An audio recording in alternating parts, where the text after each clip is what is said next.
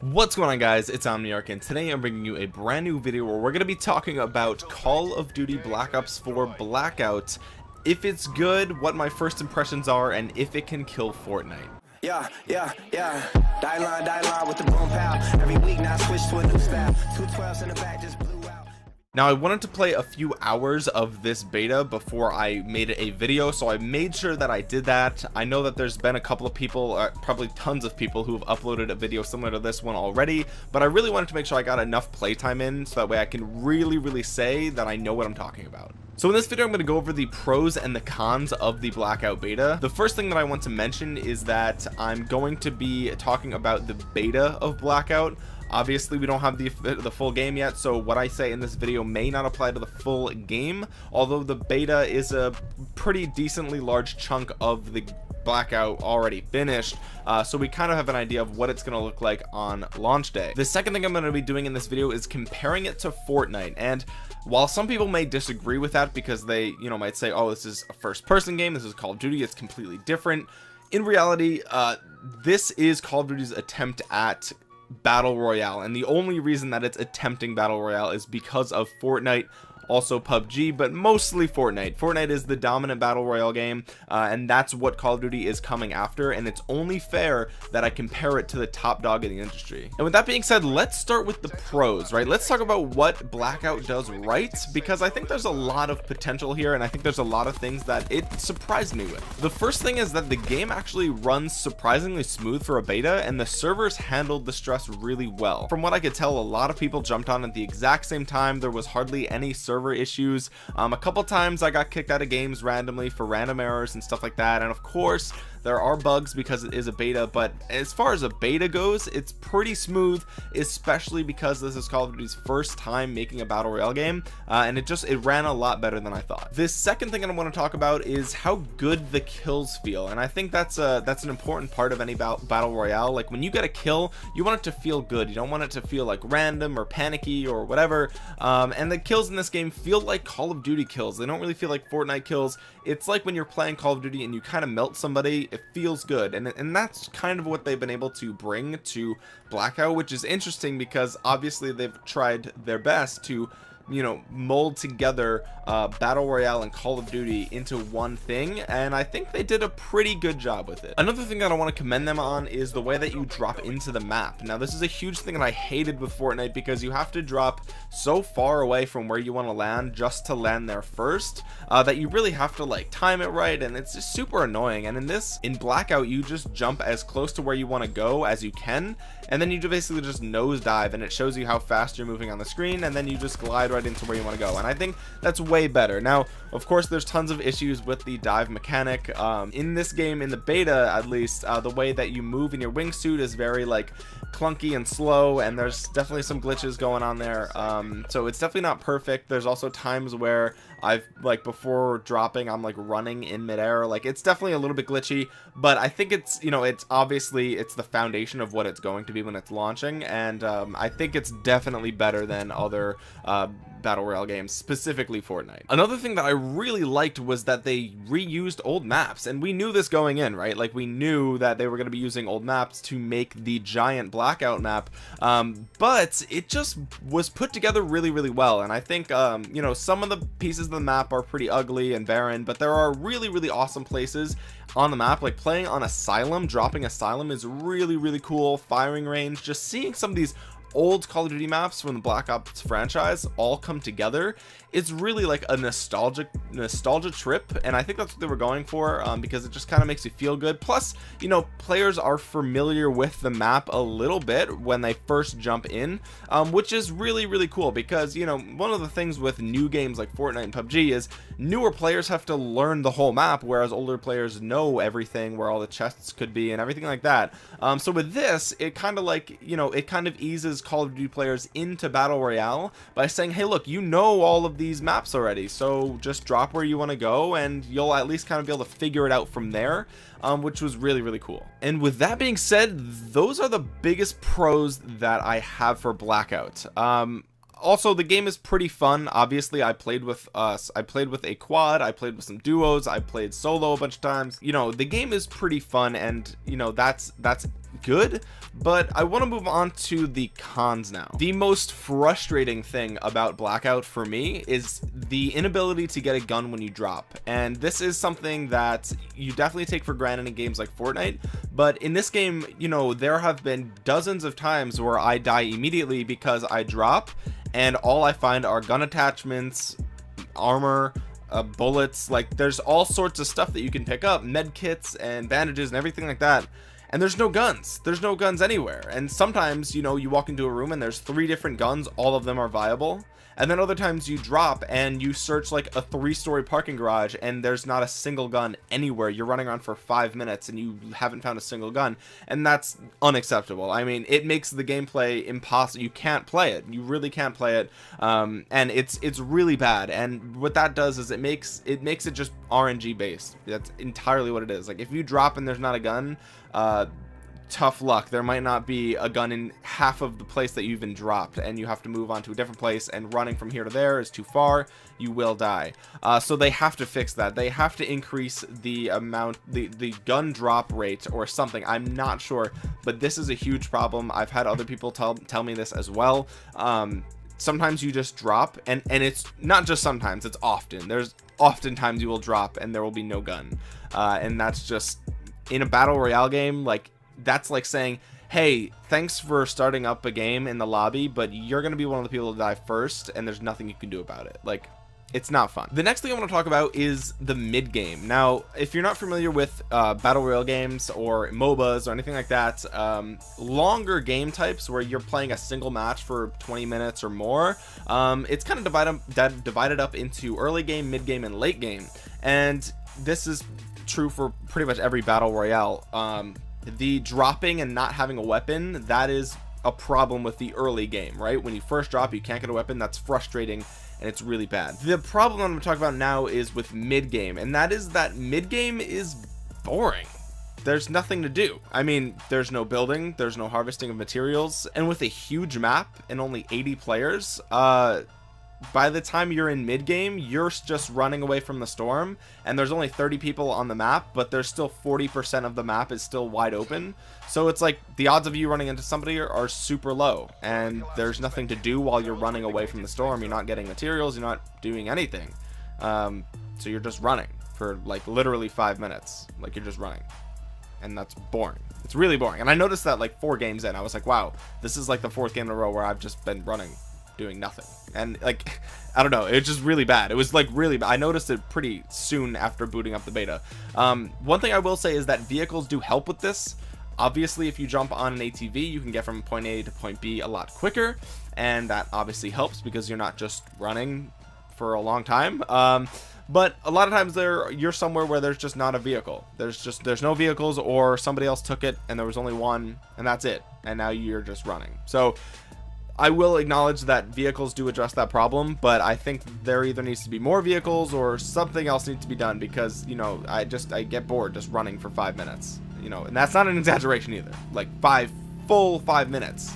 Just sit there in silence for 5 minutes. It feels like forever, and that's really what you're just running. So anyway, another thing I want to talk about is time to kill. Now, some games time to kill feels good, other games it feels atrocious. And I've figured out that it's because of multiple things. First off, body armor. My god, body armor. A level 1, so first off, there's 3 tiers of body armor, level 1, 2, and 3. A level 1 body armor reduces bullet damage by 40%. You take 40% less damage by just getting the basic common body armor. That, on top of the fact that you can get a trauma kit, which boosts your health by 50. That's literally a 33% boost in health. It just makes the time to kill way too different from a base level 150 health person to a person with level 2 body armor and trauma kit. You're shooting them for, you know, a good 10 seconds, whereas the other guy, you can just melt him in 1. So it's like, it feels very weird, and you're not sure if you're unloading too much ammo or not enough ammo. And sometimes you think, oh, I can definitely kill this guy because I already put 3 bullets into him, so he must be close to dead. And then you jump around the corner and you get melted for some reason, and it just seems ridiculous that even though you like pre-fired, hip-fired, everything, you can't do anything about it, and you got the first shot off, you still died because, oh, he had level 3 armor plus the trauma kit, and there's no way to really know. I mean, like, when you're shooting, you know that they have armor, but you don't know what level armor that they have. As much as I know, you can't tell the difference, and it feels way too, like, it's not consistent. There's no consistency in that time to kill, and it makes it really difficult to gauge whether or not you should enter a gunfight or not. And most of the times, you know, I don't want to, because I don't want to die, and that just leads to, you know, back to the previous con of boring mid game. It's like, oh, I'm not even going to engage with him because I don't know what level body armor he has. You know, I've dinged him a couple of times, but shit, that means nothing in this game, so who knows? Like, I'm not even gonna bother. I'll just run away. And yeah, I don't know. And the other thing with time to kill is when you get downed, that's it, you're dead. Like, in other games, you know, if you get downed, there's an incentive to kind of, like, you know, don't kill the down guy because there's other people shooting at you. But in this game, you can kill the down guy so quick that you just, it's like 2-3 bullets, like, boom, dead. So, like, it's almost not even a mechanic that you get to use, right? Like, if your teammate's down, it's almost not even worth going to get him because he dies instantly. There's almost no instances, in fact, that I've been playing where I've been playing duos or squads where a teammate gets down and I can help them. There was like one instance, but like, when you get downed, it's just so easy to melt the guy who's crawling that you just do it because it costs you nothing. Like, it's so fast and so easy. It's like, boom, wow, kill him, just why not, right? So yeah, that mechanic needs to be fixed because there's no point in having that mechanic if you're never gonna survive being downed, right? So I don't know, that just felt really weird to me. Like, I kept playing, like, if I'm in quads, you know, after first drop, it was like 2 people were eliminated right off the bat, even if we were all in the same building, because when somebody gets down, you can just quickly end their life regardless. So that definitely needs to be fixed because it's really frustrating when now those other 2 people who died have to watch me play for 20 more minutes while I run doing nothing in mid game. Another thing that actually David Vonderhaar has been addressing a lot on Twitter is the loot system and how you pick up loot, specifically by holding square. And, you know, people were saying, let's change it from hold square to just press square. That way it's easier to pick things up. And I don't agree with that. I don't think that should be the way to do it because, you know, imagine you're firing and you go to reload, but you accidentally sidestepped over an item that you don't want to pick up, and now you just picked up a weapon instead of reloading. That would be annoying. So I agree with holding to loot. But another thing that people mentioned was, okay, well, I don't want to have to hold to pick up ammo. It's just ammo. Of course I'm going to want to pick up the ammo. And to that, David Vonderhaar said we tried that, meaning that before they launched the beta, they tried just, you know, letting you pick up ammo by walking over it. And he said it wasn't fun because everybody was just walking around with max ammo. And that I disagree with. I hate having to press and hold to pick up ammo. It's ridiculous.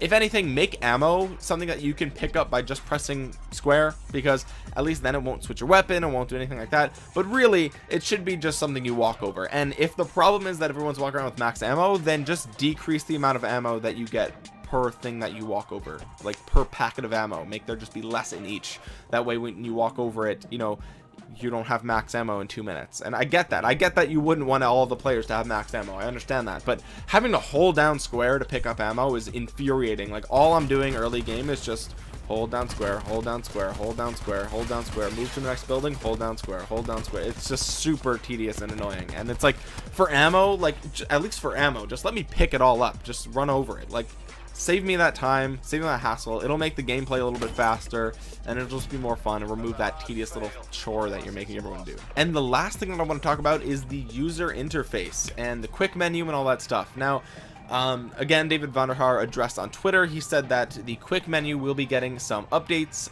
specifically that it will automatically go away if you don't interact with it for 5 seconds. That's a good feature. I agree that that should be implemented, and, you know, kudos to them for addressing that before we even talked about it. But even still, I do have a problem with the user interface in multiple ways. Like, obviously the quick menu is good. If they didn't have that, it would be atrocious. But besides that, having to press start and then having to navigate that grid of everything, I don't know, it doesn't feel right, because then you can go and take an attachment off something and then you have to attach it back, but you know, you might want to drop it sometimes. I don't know, it just wasn't very intuitive for a console. But the biggest problem is the backpacks that players drop when they die. Running over to a backpack, holding square, and then you have to cycle through everything that they have with the D-pad instead of it just like pulling up like a 3x3 grid or a 4x4 grid. Like that would have been way quicker, because then you can quickly like flick over to the things that you want, press square, grab those, and then exit that little menu, instead of having to like press over past all the shit that you don't want to get to the ammo or whatever the case might be, right? It was just really annoying. Plus sometimes like I was having issues with that mechanic where I'm trying to scroll through and it won't scroll past the thing that I'm on. That's probably just a bug that they'll fix, obviously, but you know, it just was not console friendly. The quick menu obviously will be good on PC because you can just hotkey things to that quick menu or quick bar or whatever you want to call it, so that's fine. But I don't know, I just feel like the user interface is pretty clunky, definitely something that you would see in a beta, so hopefully they fix that for the official release. And the last thing I want to talk about is actually hitting your shots, and this is interesting because I was wondering when they announced Call of Duty was doing a Blackout Battle Royale, I was like, is it gonna be hit scan? Is it gonna be just like multiplayer? And I want to say it is, but there's definitely instances where my crosshairs are right on a target and it's missing every single shot. And you know, yeah, they're at a distance, but like my crosshairs are dead on. So I'm not really sure. So I wanted to ask you guys, like, first off, if it is hit scan, then they need to fix the hitboxes, because there are definitely times where I'm missing shots that I absolutely should not be missing. If it's not hit scan, that's interesting because it's a Call of Duty game and it feels kind of like there is hit scan. So I'd like your input on that in the comment section below. If you guys know if it's hit scan or not, like confirmed, link your sources, I'd like to see.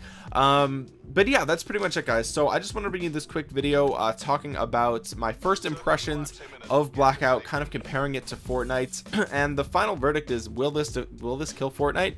In its current state, absolutely not. It won't come even close. Fortnite will see zero reduction in player base. For many reasons. One, for all the cons that I just listed, it's like ridiculous. Most of those things are not issues with Fortnite. Fortnite has its own issues, of course, but none of those are problems in Fortnite. Also, Fortnite's free and this game's $60, so bam, right there, like there you go. So yeah, that's pretty much it, guys. Thank you so much for watching. Let me know down in the comment section below if you've played the Blackout beta, what you think of it, and drop a thumbs up on the video to let me know that you enjoyed it or you found it useful or entertaining or whatever the case is. Subscribe and click that bell so you know the next time that I upload, and that's about it, guys. So thank you so much for watching. This has been Omniarch. I will talk to you guys again soon. Peace.